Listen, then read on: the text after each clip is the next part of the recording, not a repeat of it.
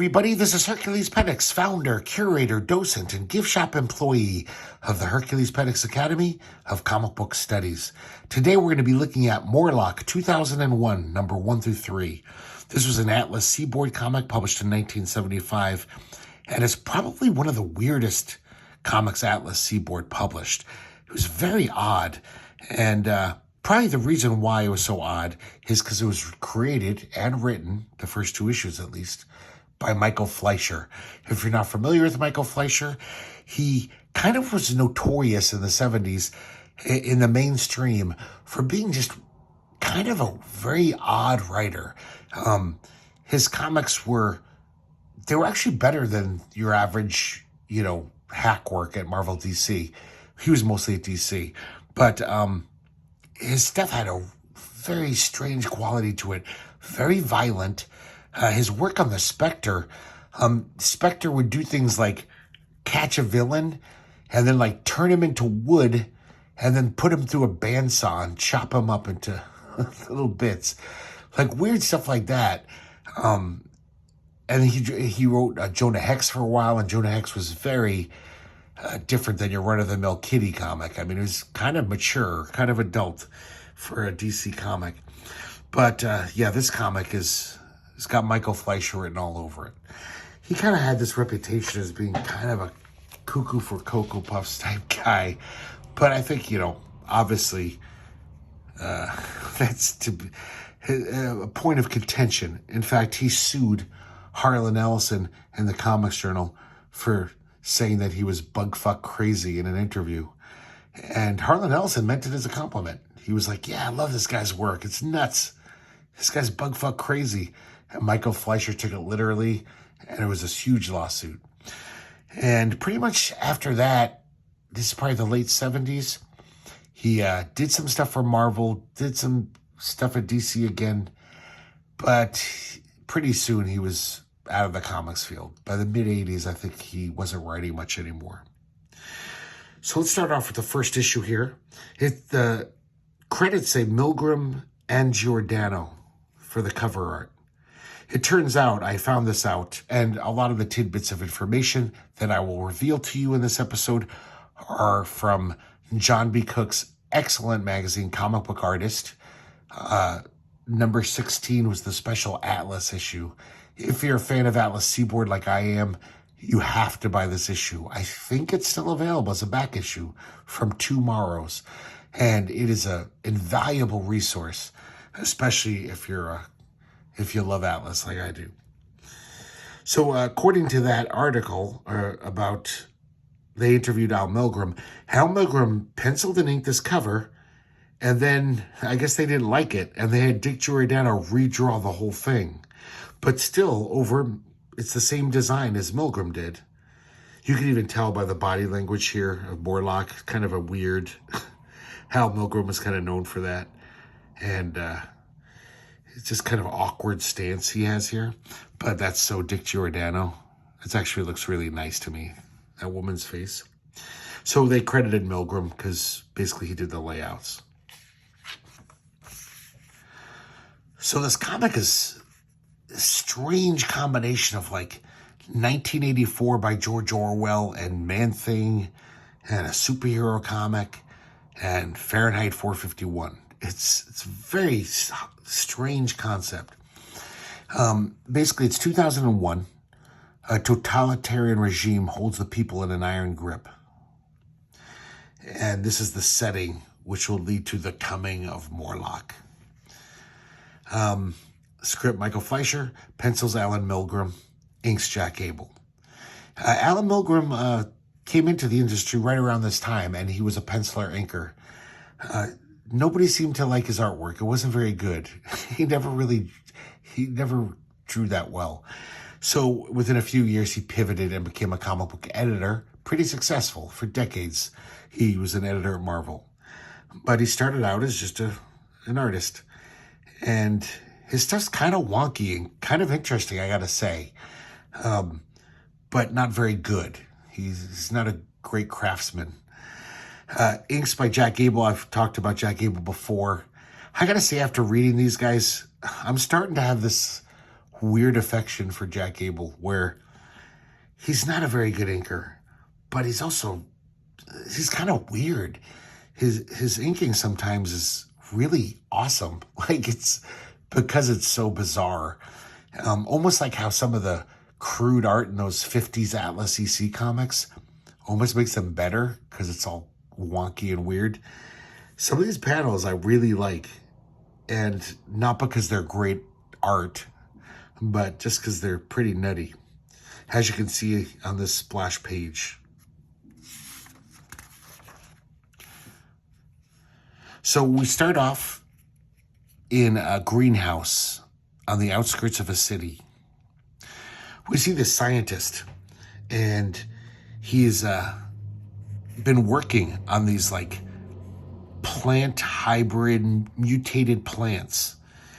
He's kind of a genius, but his pride and joy are these two giant pods. All of a sudden, we hear a crash, and this voice says, "There's the deviant. It's the thought police." And they mow down the scientist with machine gun fire. I love the sequence of panels here, this very cinematic Bernard Krigstein-like sequence of panels. I swear to God, I think this is a swipe. I almost think I remember this Bernard Krigstein sequence from an old DC comic. Then again, maybe Al Milgrom was trying to do Steranko, who definitely owes a lot to Krigstein. So the thought police look around them and they see all these books, which are forbidden in the future. And just like in Fahrenheit 51, just like the firemen, they all have, they all torch the place with their flamethrowers. They torch everything except the two pods. They know that the pods are an important experiment. As they leave, the commander says, "All right, our work's done here. Let's not shilly-shally." So I don't know if this is if England has taken over America or what's going on in this 1984-like world. They take the pods to this government laboratory complex. And these two scientists we meet who are going to shepherd this project, they have no idea what these pods are. They just know that it's important. It was the scientist's greatest experiment. So they're going to monitor it.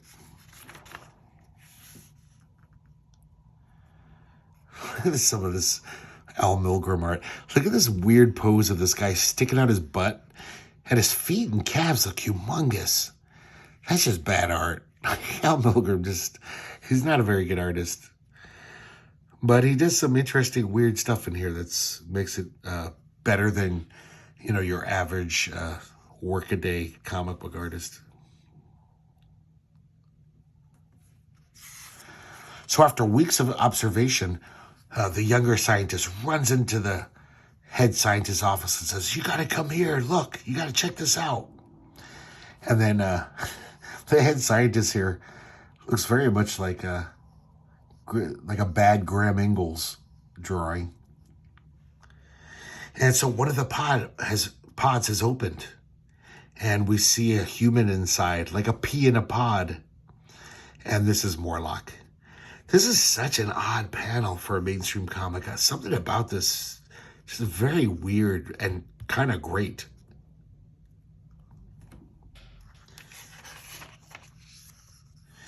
So they take Morlock to this rejuvenator. And as soon as he wakes up, he's speaking English. I guess the scientist put speech patterns into his fibrocellular structure, which sounds like gobbledygook to me. So they take him to the infirmary for a full medical examination. And also, because it's a totalitarian state, they put him in this brainwashing machine. And we get this like clunky slash groovy panel here. The truth is false. Freedom is slavery. The state is all. This weird Cyclops guy.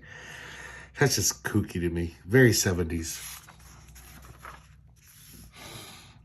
So while they're examining Morlock, he touches that younger scientist, and this fungus starts to develop on him and starts growing incredibly fast. And within seconds, he's completely enveloped by this fungus. See, this is what I'm talking about, Jack Abel. This is just, I love this panel. So like, it looks like an underground comic or something. Look how he just draws every hair. You can't accuse Jack Abel of skimping, you know. He puts the work in. He definitely slaps down a lot of ink. I kind of like this tortured pose of the guy. That's just an odd panel, another odd panel. But look at these faces. It's ridiculous. Oh, man. So basically the government says, well, this might be a good thing. Now we'll have an assassin who'll take out deviants for us, enemies of the state.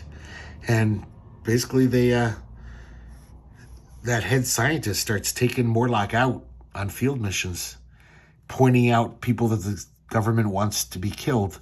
Like this poet, for example. Obviously, poetry is not a very valued skill in this future.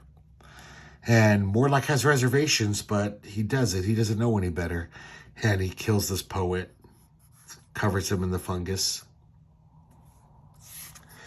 He starts to have moral qualms about this.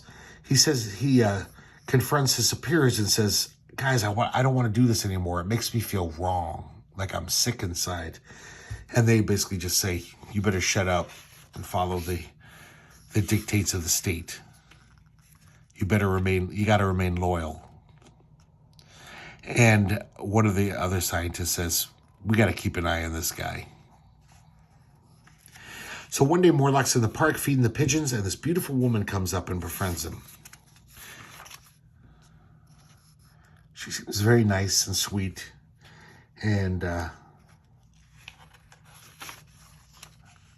have a great day in the park walking around. Finally, Morlock's fed up. He's going to confront his superiors one more time and just lay down the law and say, I'm not doing this anymore. As he's about to barge into his superior's office, he hears Linda's voice. That's another goofy face. And basically, we find out Linda was an agent for the government.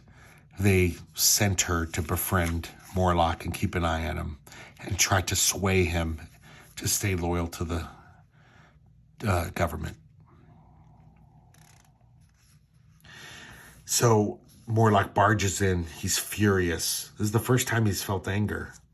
And just like the Hulk, when he gets angry, he starts to change into this plant man. Morlock. This is Morlock's other identity. It's such a weird design. Like, I guess they thought this could be like their Hulk or their Swamp Thing, I guess. But it's just too disgusting. Like, I don't think any kid's going to ever have a lunchbox of Morlock on it. It's just too weird. So basically, this plant version of Morlock, he barely has a brain. He's kind of like Man-Thing. And he's basically just a monster. And he's hungry. So he grabs Linda in his tentacles and basically just ingests her. He absorbs her. And when he's done, there's just this puddle of liquid where Linda used to be. I kind of like that sequence of panels. The Thought Police soldiers come in, firing away, and Morlock jumps through a window to escape. He looks kind of cute there. This cute little... he almost looks like baby Groot from Guardians of the Galaxy. He's adorable. So he shambles off, and he unconsciously finds himself walking towards that greenhouse where he was born. And as he calms down, he changes again back to human form. God, look at that panel. I just love that. It's so, it looks like something from an underground. And in the burnt ashes, he finds a Professor Kroschel's notebook. I should have mentioned that. That's the guy's name who created Morlock, Kroschel. And basically in the notebook, Kroschel admits that Morlock was the prototype that was going to be a full army of plant men to fight the totalitarian government. He also finds out that the professor learned that he could not keep Morlock from turning into this hideous plant monster, but he did make this serum, and it basically will enable Morlock to avoid turning into the plant monster as long as he drinks it regularly. But there's only this small sample. So he wonders what he'll do when he finally runs out. And then the last panel, we see the city, and there's a dragnet for Morlock. There's a APB out for him. And there's a reward. Pretty interesting first issue. Definitely different than your average mainstream comic at the time. Now we have number 2, cover by Larry Lieber, and pencils, inks by Frank Giacomo. Atlas Comics, if you're a fan, every second or third or fourth issue, this happens. I guess the first the first issue or two of most of the titles didn't sell well. They had shit distribution. That was probably the main reason why. And so Larry Lieber, who was the editor-in-chief, Stan Lee's brother, he basically said, "Oh man, all this crazy experimentation, we got to cut it out. Let's just try to make our comics look as much like Marvel Comics as we can." And this totally looks like a 70s Marvel cover. Marvel had a lot of covers like this in the 70s, just crappy with these word balloons. I guess trying to be dramatic. And it's so sad that Atlas had a good thing going. And really quickly, they just turned left when they should have just stayed the course. This one's called Morlock Must Be Destroyed. Nice splash page here. That is definitely looks like some 50s Atlas comic, doesn't it? Same creative team. So the Thought Police are out there, looking for Morlock. And there's a checkpoint, and Morlock's in it. And they find out it's Morlock. So he fights his way out, and he runs away. They have him cornered on this bridge, and Morlock leaps off the bridge, and just by dumb luck, he lands right on this train and escapes. Kind of interesting perspective on this panel.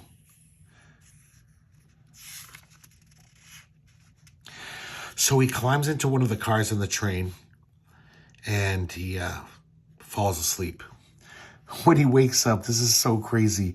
I guess Clockwork Orange was fresh in Michael Fleischer's mind, and he has these obvious Droog-like guys, and they're even talking in this silly patois. Well, lads, just look at the scum the tide's washed in. The bloke's got his bloody nerve trying to grab a free nap in our freight car. It's just like ridiculous. Like, why are these guys even here? So they're going to beat the shit out of him. And for some reason, they notice his fancy metal foil gloves, and they're going to take them off. The government gave him those gloves so he wouldn't spread his fungus and infect people randomly. He's like, no, don't take them off. And they do. And they pay the price. And they're all infected with the fungus. Once again, only Jack Gable could ink this like that. That is kind of gruesome. So Morlock's about to hightail it, but then the conductor shows up with a gun. And he basically takes him into his office. He's going to call the authorities. Morlock reaches for his serum because he feels the change coming on again. And the guy says, "What are you doing there? Put it down." And he tries to explain to the conductor. He's like, "I got to take this." So he, on the vid phone, he informs the government that he's got this deviant. God, look how bad Al Milgrom is as an artist. Like, he can't even draw a hat on a guy's head. That looks so wrong. Like, the hat is just resting on the crown of his skull. Just looks really dumb. But while he's talking to the government officials, Morlock attacks. That looks pretty great, too. And he ingests the guy. He consumes him. As he walks away, he turns back into his human form. And he falls asleep once again. All of a sudden, he hears a scream. It's a little girl. And she's in trouble. It seems like these two other muck monster plant people are attacking this poor little girl. Morlock attacks them. He says they feel like soggy leaves. And he distracts them enough that the little girl can run away. But he is cornered on the edge of this cliff. And then all of a sudden, he hears a voice. "Don't worry, mister, I'm here now." And it's the girl's father. He torches the shambling monstrosities. And he introduces himself to Morlock. His name is, what's his name? Something like Bertling. He's a scientist. He also offers his apologies. He created those monsters. He reveals this to Morlock. And it basically sounds like he's doing the same kind of research that Professor Crashel was. And for the same reasons, he wants to help humanity. So, of course, he's very grateful to Morlock for rescuing his daughter. So he says, "Please come back. I want to show you my work." And he cannot seem to make a viable plant man. They all turn into horrifying monstrosities. He even says, "Oh, my good friend, Professor Crashel, I wish I could ask him for advice, but he's dead." Morlock doesn't reveal that he is the creation of Professor Crashel.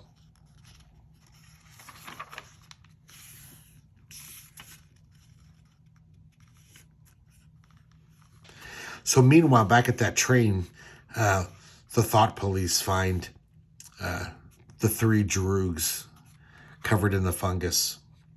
I like this. The lieutenant detective here Kojak was a very popular show at the time. So he's bald. He kind of looks like Kojak. And he's instead of sucking on a lollipop, he's smoking a pipe.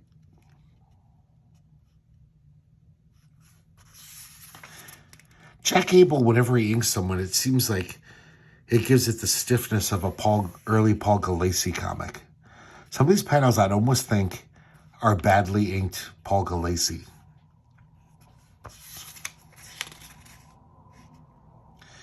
So Morlock passes out again.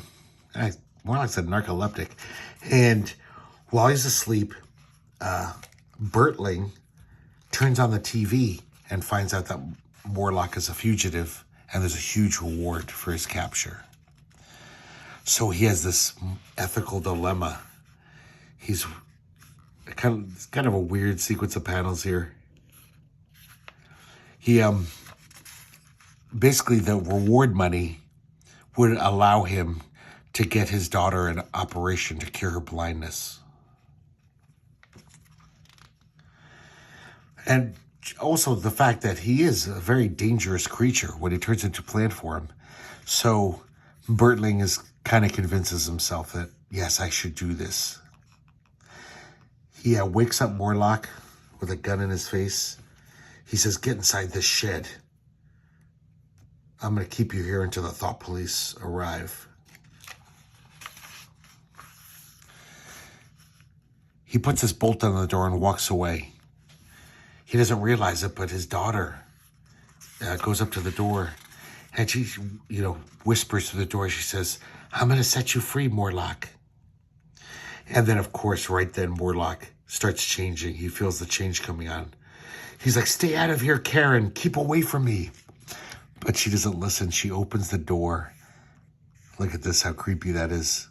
He's full on in his monster form. Don't be afraid, Mr. Morlock. You can run away now. We cut away to the lab. Bertling hears his daughter scream. And when he makes it to the shed, we see a puddle. And this is like one of the weirdest things ever to happen in a mainstream comic. Fucking Morlock actually ate her. He ate this cute little girl. So he's supposed to be the hero of this comic. I know he's kind of like a weird anti-hero, you know, like the Hulk. But still, that's a bridge too far for a character in a comic. Look at the bad perspective here. That is just totally off. So the Bertling vows to get Morlock. He's going to make him pay.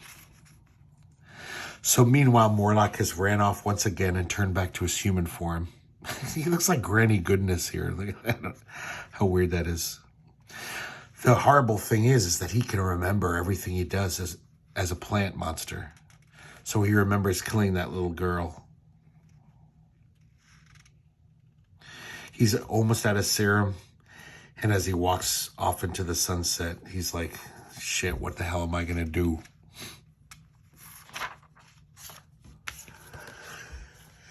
Excuse me. It's like almost 4 a.m. here, guys. Sorry about my yawning. So now we have a total change of direction. This was another thing Atlas Comics did in their 3rd or 4th issue. They just completely flipped a switch and changed the whole concept. This one is not as bad as others. This is kind of the same concept, but then definitely, obviously, the focus is trying to change. Covered by Rich Buckler. Even Grand Comic Database isn't sure who inked his pencils. They think it's probably Rich Buckler. I'm sorry, I should mention, it looks like the title has even changed. Morlock 2001 and the Midnight Men. Even though technically it's still just Morlock 2001. So now we meet this new character, Eugene Whitlock. He's in his mansion in his private library, which, remember, is a no-no in this future. And all of a sudden, the Thought Police barge in. And they're like, execute him. And they zap him with this flamethrower. And I like how the books are all the credits here. These books flying off the shelves. So this is everything's changed now. Now it's written by Gary Friedrich. The creator, Michael Fleischer, is gone. Pencils by Steve Ditko, which isn't surprising because he filled in for Atlas a lot. But this is the weirdest thing, guys. This is why you kind of have to own this comic. Inks by Bernie Wrightson. How weird is that? Pretty sure this is the only time Bernie Wrightson ever inked Steve Ditko. In an interview in that Comic Book Artist, Bernie Wrightson admits that he just took it for the paycheck. He needed money at the time, but he was kind of excited to ink Ditko. And he also said that he tried to do it as straight as he could. Because Bernie Wrightson has inked some other people before, and he definitely is a heavy-handed inker who makes the penciler look like him. But in this one, he kind of holds back. For example, this first page, it just looks like Steve Ditko, you know. You wouldn't say like, this looks different. But later on, we will see some definitely Wrightson influence on the art. So Morlock just happens to be wandering around outside this mansion. And he hears the screams from within. He's going to check it out. But as he does, he turns into the plant monster once again. I kind of like this little sequence here. And, of course, now all I could think about is eating. He's hungry. He's a mindless monster now. So inside, we see the Thought Police mopping up. And all of a sudden, Morlock pops up and starts eating all the guys. He eats most of them.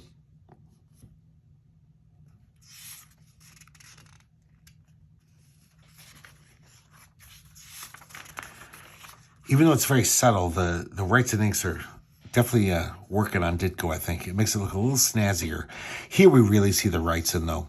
So this is a crazy, it's inexplicable. They don't even explain it. For some reason, Whitlock isn't dead. After the thought police are either eaten or have run away, the survivors have run away, he gets up and he doesn't even feel pain, even though he can see that he's got third-degree burns on his whole body. And so it's kind of interesting. This is how Bernie Wrightson chooses to embellish Ditko's pencils to show that he's basically charred. Just all these little lines. But he's totally smooth and he looks fine. It's not like he's all scarred. And, he doesn't have bubbling boils of skin on his body. So he escapes the burning library. And he basically vows to start the revolution against this totalitarian government. He's going to raise an army. And as he's walking by this burning clock, it stopped at midnight. And in typical comic book logic, he says, the clock stopped at midnight. I will name myself the Midnight Man. So dumb. When he gets outside, Morlock is waiting for him. And then all of a sudden, not really explained, Morlock just passes out. And Whitlock is inspecting him. And you could really, that's some nice embellishment there on Ditko. That looks really good. As he's inspecting him, Morlock turns back into human form once again. We see the two survivors of the attack heading back to the city so they can inform their superiors. And the superiors already know what happened. And they're like, we don't want word of this getting out. So they, by remote control, they blow up their vehicle. I kind of like the way Ditko draws this 1984-like future. Very cartoonily. Then we get a little recap of what's happened in Morlock 2001. Kind of like that panel. Man, Ditko really makes his hair even sillier than it was. I don't know what this haircut's supposed to be. It's like a whiff and poof. Almost like he's...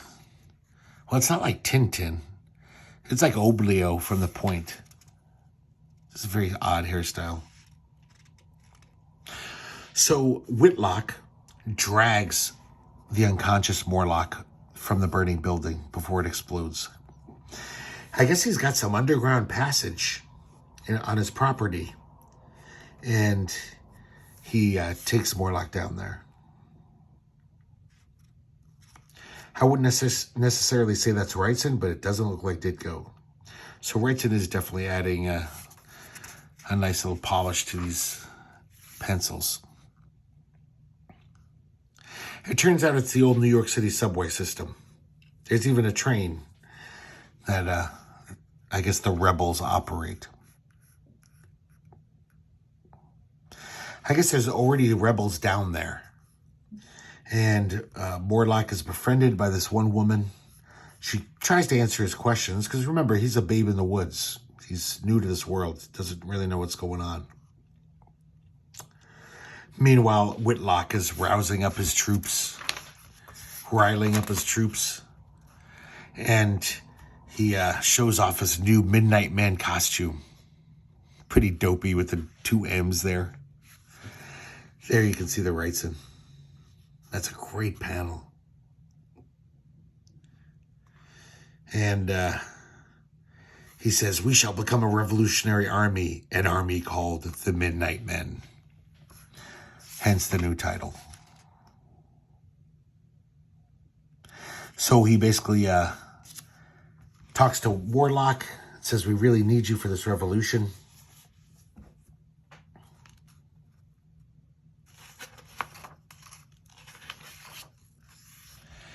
And we find out that the leader of the society, the Grand Poobah, one of his generals, one of the thought police generals, basically they know about this underground railroad thing they got going on.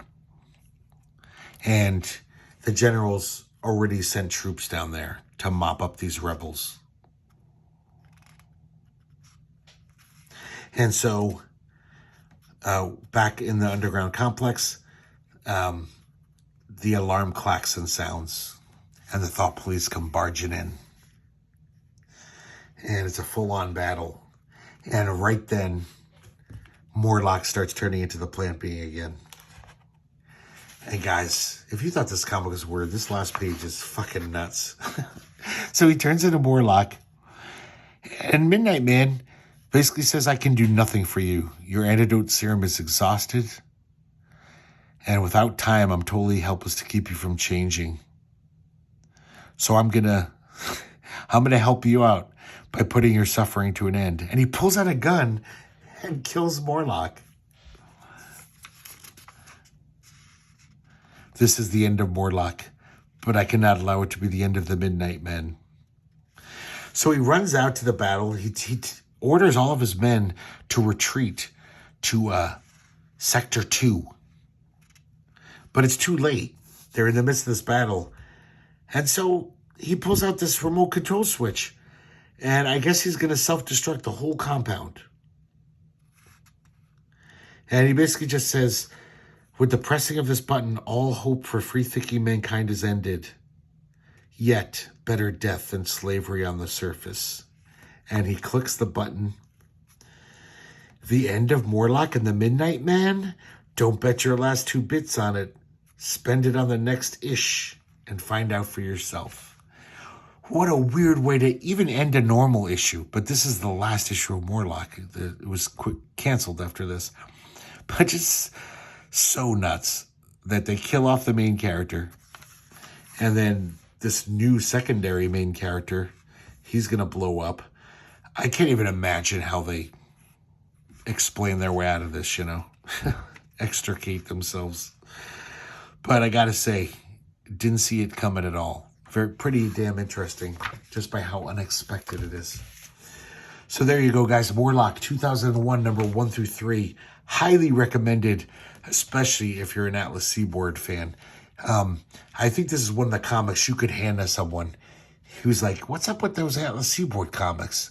People say they're kind of weird, kind of different. You could hand them this and say, yeah, this is what they're talking about.